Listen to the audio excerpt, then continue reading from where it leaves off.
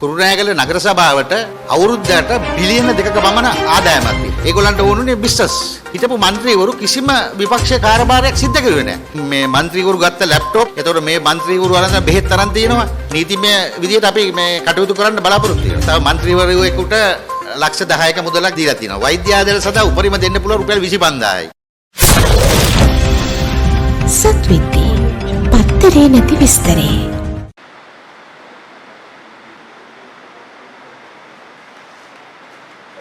මම ප්‍රියංකර ලියනගේ මම ඉදිරිපත් වෙලා තිබෙනවා මෙවර මහනගර සභා මැතිවරණයට. පසුගිය කාලේ මෙම නගර සභාවල සිදු වුණු මහා වංචා සහ දූෂණ මා විසින් හෙළිදරව් කෙරුවා. එහි ප්‍රතිඵලයක් ලෙස හිටපු නගරාධිපතිවරයා ධූරයෙන් පහ කර ඔහුගේ ප්‍රජා අයිතියද අහෝසි කර.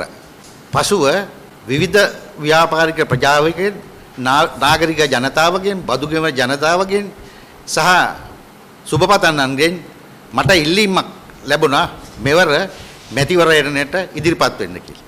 මේ නගරය වර්ෂ ගාණක් එක්සත් ජාතික පක්ෂය තමා පාලනය කෙරුවේ.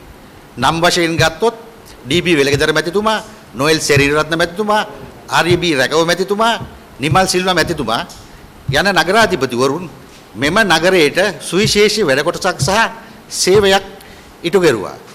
ඉතින් මේ නගරේ පිරිසුදු නගරයක් බවට පත් කිරීම තමයි අප කණ්ඩායමේම අරමුණ. කුරුණෑගල නගර සභාවට අවුරුද්දකට බිලියන 2ක පමණ ආදායමක් තියෙනවා. වරිපණන් ආදායම්, එතකොට අනිත්කුත් ආදායම්, ජල, ඒ වගේ බස් ස්ටෑන්ඩ් එකෙන් ඒ වගේ බිලියන 2ක ආදායමක් තියෙනවා. ඉතින් මේක වෙන්න ඕනේ පිරිසිදුව විනිවිදව පරිපාලන කටයුත්ත ගෙනියන්න. පසුගිය කාලේ සිද්ධ වෙච්ච දේවල් එහෙම පරිපාලනය නෙවෙයි උනේ. ඒගොල්ලන්ට ඕනුනේ බිස්නස්. නගර සභාවලට දෙන්න තියෙන සේවා සැපයීම සහ අනිකුත් යටිසල පාසුකම් සමා ප්‍රවර්ධනය කරන්න ඕනේ. නමුත් එහෙම දෙයක් සිද්ධ වුණේ මේකේ හිටපු පක්ෂ විපක්ෂ හැම පක්ෂයකම මේකේ හිටියා මෙවර තරම් කරන ජාතික ජනබලවේගයේ മന്ത്രിවරයෙක්. ඔහු පවා මේ හැම දෙයකම අත උස්සලා මේ සහයෝගය දීලා තියෙනවා. විපක්ෂය හිටපු മന്ത്രിවරු කිසිම විපක්ෂ කාර්යභාරයක් සිද්ධ කරුවේ නැහැ. මේක බලන් ඉන්න බැරි තැන ඒ කාර්යභාරය බදුගෙවන ජනතාව වෙනුවෙන් මම තමයි එළියේ ඉඳලා ඉෂ්ට කෙරුවේ කියලා මම විශ්වාස කරනවා. මේ മന്ത്രിවරු ගත්ත ලැප්ටොප්, එතකොට මේ മന്ത്രിවරු අරන් බෙහෙත් තරම් තියෙනවා. මේ නගරාධිපතිවරු හැටියට මේ ඉන්න කට්ටිය පවා ඒගොල්ලන්ට සර්චාර්ජ් එකක් වැදිලා තියෙනවා. අධිභාරය වැදිලා තියෙනවා. අධිභාරය වැදිලා කියන්නේ වැරද්ද පිළියරන් තියෙනවා. ඉතින් ඒවා නීතිමය විදියට අපි මේ කටයුතු කරන්න බලාපොරොත්තු වෙනවා. ඒ අවශ්‍ය කරන සියලු ලිපි ලේඛන මම තොරතුරු දැනගැනීමේ පනතයටෙන් අරගෙන ඊගාව මුල් පිටවලත් මං ගාව තියෙනවා.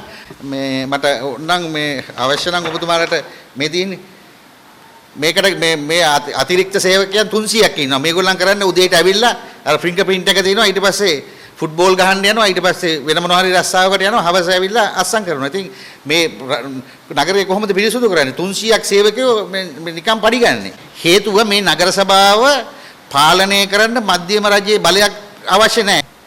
ඒක පෞද්ගලික කාලයේ ඔය මූල්‍ය අපෘෂ්ඨතාවයට සම්බන්ධ වෙච්ච වෙන අය වෙන්නේ තමුන්නාසලා පාලනයක් යටතේ මොනවා වගේ ක්‍රියාමාර්ගයක්ද? මං කිව්වේ ඔබතුමාලා මං ගාවේ තියෙනවා මේ තව മന്ത്രിවරයෙකුට ලක්ෂ 10ක මුදලක් දීලා තියෙනවා. වෛද්‍ය ආධාර සඳහා උපරිම දෙන්න පුළුවන් රුපියල් 25000යි.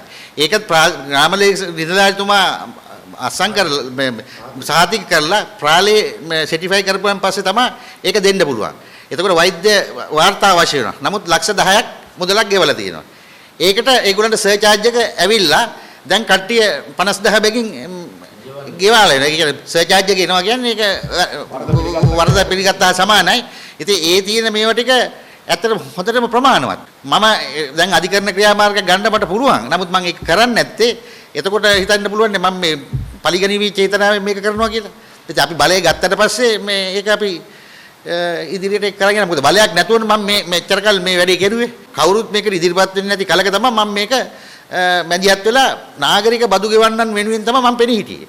ඡන්දයකට කලින් ඔය විපක්ෂයේ චෝදනා එල්ල කරන කියන අපි බලයට ආවන් පස්සේ මේවා කරනවා කියලා. නමුත් අපි මෙතෙක් දේශපාලන වේදිකාවක දැකලා නැහැ.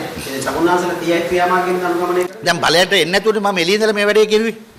අපිට අපේ කන්නේ බලය දීලා බලන්න කොහොමද අපි කටයුතු ඉටු කරන්න කියලා.